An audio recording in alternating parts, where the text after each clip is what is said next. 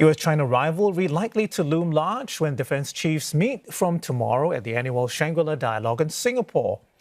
Much watch will be the US Defense Secretary Lloyd Austin's meeting with China's Defense Minister Dong Jun. It will be the first substantive face-to-face talks between the two in 18 months. It comes at a crucial time, given mounting tensions in the South China Sea and around Taiwan. This year's Shangri-La Dialogue also takes place amid concerns of a possible resurgence of terrorist activity in the region, with a recent deadly attack on a police station in the southern Malaysian state of Johor. For more, we welcome Dr. Kumar Ramakrishna. He's Professor of National Security Studies and Dean of the S. Rajaratnam School of International Studies.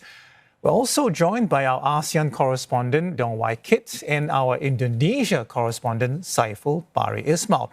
And Saiful, I want to come to you first, if I may. Indonesia's defense minister right now, Prabowo Subianto, will become the country's 8th president soon. How does Mr. Prabowo view this competition between the United States and China? Well, Arnold, Mr. Prabowo will be attending the Shangri-La Dialogue this year as Indonesia's defense minister and president-elect. He will be speaking on Saturday, and we do expect Mr. Prabowo to touch on the US-China rivalry. Now, Indonesia's foreign policy is not expected to change even as Mr. Prabowo gears up to take over the helm as the next president. Indonesia practices a free and active foreign policy. Mr. Prabowo himself has stressed that Indonesia is committed to its policy of non-alignment and would maintain good relations with China and the US. It's a delicate balancing act that Mr. Prabowo has to maintain. Indonesia needs to be friendly to the US as a key strategic partner in the region, and Indonesia needs to be friendly to China for the Chinese to continue its investment in Indonesia. China was the first country that Mr. Prabowo visited after winning the presidential election in February. He also visited Japan, which is a key US ally. Mr. Prabowo had also referred to the Asian way to help diffuse tensions. He said Southeast Asia was able to solve its problems by meeting and talking without foreign interference. Dr. Ramakrishna, I'd like to bring you into the conversation now with regards to the US-China rivalry. Do you expect more heated rhetoric about China as we approach the US elections later this year? Hi, Saiful, and morning, everyone. Yes, that's a very good question. In fact, the short answer is yes. You look at the presidential candidates in the US election for this year. Mr. Donald Trump, the former president, has certainly ratcheted up the anti-China rhetoric. In fact, he has focused a lot on China, and one of the things he will be expected to bring up, in fact, he has already been bringing up, is how he feels that the current incumbent Biden administration isn't doing enough to defend US and Western interests against what he sees as Chinese encroachment around the world, particularly in outside of the world as well. So yes, I would expect to see a significant ratcheting up as we approach the US presidential election this year. All right, Dr. Ramakrishna, please stand by. Wai Kit, I want you to join the conversation now and talk about the South China Sea. We know it remains a potential flashpoint, and we also know that progress on a code of conduct has been described as extremely slow. It does feel as though we've been talking about it for years now. But given, Wai Kit, increasing actions by both the Philippines and China, and also the presence of other warships now in disputed waters, how prepared is the region to handle the risk, of a miscalculation at sea? Yeah, well, Arnold, the region can never be too prepared for miscalculation. In fact, it's understandably concerned because right now there's no overarching rule over this vast body of water, the code of conduct, if you will. But there are other smaller tools to reduce the risk of miscalculation. For instance, CUES, which is short for Code for Unplanned Encounters at Sea, that's set up about 10 years ago. We've got more than 20 countries on board, including ASEAN member states who are claimants to the South China Sea, including China, including US and Singapore. But the issue here is that this is an agreement. It is not a legally binding document. But China's position is that it will stick to the rules of CUES. And then we've got channels such as your diplomatic hotline, country calling each other to settle risks of miscalculation. But I've been told that there is no guarantee that the other side of the phone someone might pick up. But then most recently, there is this new initiative, the ASEAN the ASEAN Coast Guard Forum. And this is significant and perhaps even promising on two counts. One, these vessels are police vessels. They're not seen as militarized vessels. And two, these vessels are key players on the South China Sea. And at this point, Dr. Ramakrishna, I want to bring you into this conversation and get your views. Philippine President Ferdinand Marcos is expected to touch on the South China Sea at this Shangri-La Dialogue. How do you think this will play out, especially with expected China's presence there? Well, you're right, Waikid. President Marcos Jr. will definitely be touching on this. We would expect him fully to raise this issue because it's something which, of course, as we know, Chinese and Philippine vessels have had incidents in the South China Sea in recent months, which has raised tensions. So it is something which he would be expected to raise. And of course, the Chinese, we would expect them to once again reiterate what they see as their legitimate claims in the South China Sea. So it'll be interesting to watch what transpires this year's Shangri-La Dialogue when Philippine President gives his comments and we see the expected Chinese response. Waikid.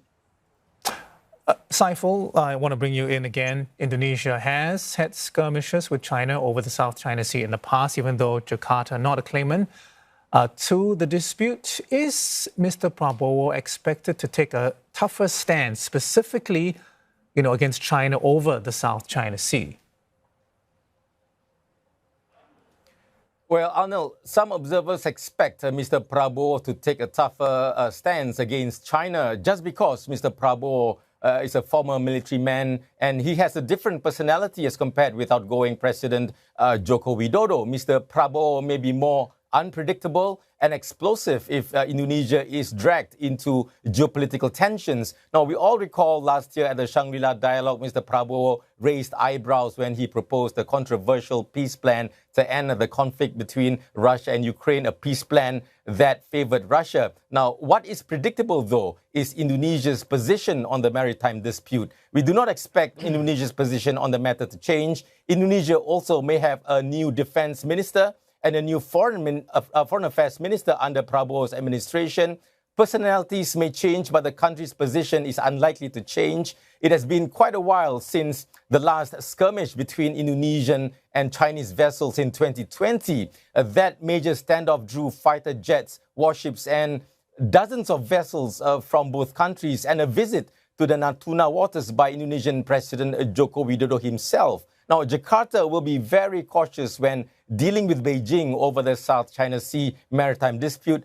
China, on its part, is also expected not to antagonize Indonesia and thus prevent any form of escalation and miscalculation in the South China Sea. Waikid, I want to take matters to security matters, if you like, to closer to home, if I may. You covered the recent Johor lone wolf attack at a police station, which has given rise to renewed concerns of terror threats in the region. So what's been the impact on Johor as well as Singapore? Well, for Johor, they said they acted immediately after the attack. I was there at the suspect's village, which is near the Ulu Tiram police station. In fact, that village, that kampung, turned out to be associated with Jemaah Islamiyah. Right now, the authorities in Johor are trying to ensure that Islamic teachings there are not deviant. Across the causeway, Singapore reacted immediately, beefing up surveillance and vigilance. In fact, just yesterday, the Singapore authorities shared some updated figures. It said that in the last decade or so, there were 12 self-radicalized youths who had been dealt with under Singapore's Internal Security Act. But at this point, we have Dr. Ramakrishna, who is an expert on terrorism. Dr. Ramakrishna, I want to ask you, for the region as a whole, what is your assessment on how it monitors terrorism? Has it let its guard down? Well, I don't think we should come to the assessment that the region has let its guard down. The thing about lone wolf or lone actor incidents is compared to threats by organized networks like, for example, JI in the heyday 20 years ago, lone actors are more difficult to detect because they have a lower signature, of course, as compared to organized network, because in an organized network, there are several people involved. And as they carry out their plans and prepare for attacks or even mount attacks, they will generate a signature which law enforcement can quite easily detect and hopefully thwart before anything happens. But in the case of lone actors, it's much more difficult to detect beforehand. So therefore, I'm not very sure whether we can say that the region has let its guard down. I don't think another reason why I don't think we can say that is because after the Gaza fighting began following the Hamas attacks on Israel in October. We do know that online threat groups like Al Qaeda and ISIS have called upon their followers around the world, including Southeast Asia, to take up support. And essentially, there's been a spike in calls for attacks in our region as well against Western interests, for example, against governments that are seen as supportive of the West and Israel.